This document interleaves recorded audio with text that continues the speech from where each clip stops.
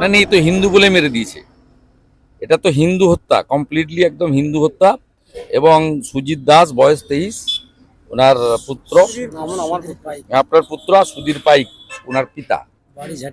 হ্যাঁ, এই দুজনকে মেরেছে। যারা মেরেছে তারা হলো গরিরুল ইসলাম, শেখ আতায়ুর, শেখ শাহ আলম, শেখ মহিদুল, শেখ আরিফ বিল্লাহ, জালাল বেগ এবং শেখ আসমত।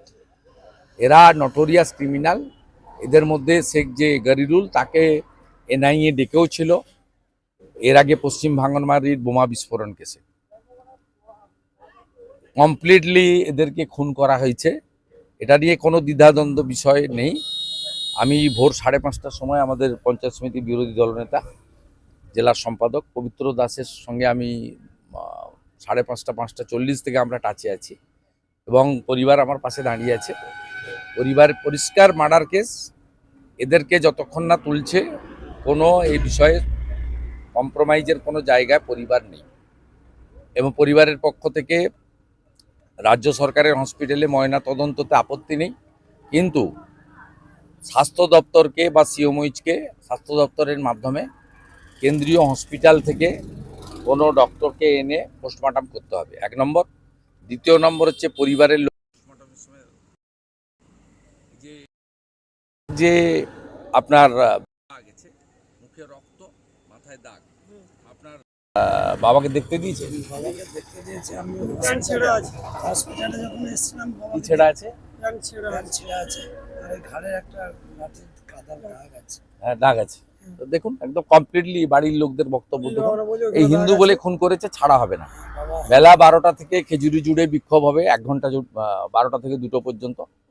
এবং আগামী সোমবার দিন খেজুরি সমস্ত হিন্দু সংগঠন, মন্দির কমিটি, পূজা কমিটির পক্ষ থেকে খেজুরি বন্ধ রাখা হচ্ছে।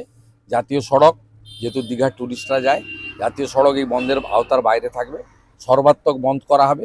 এবং আমি নিজে বন্ধের সমর্থনে জনকা থানা থেকে বিদ্যাপীঠ মিছিলে নেতৃত্ব দেব।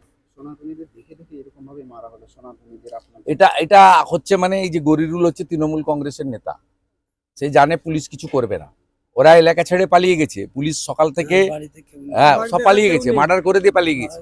গোটা এলাকায় মুসলিম গুন্ডাগুলো, তৃণমূলের আশ্রিত সমস্ত এলাকা ছেড়ে পালিয়েছে।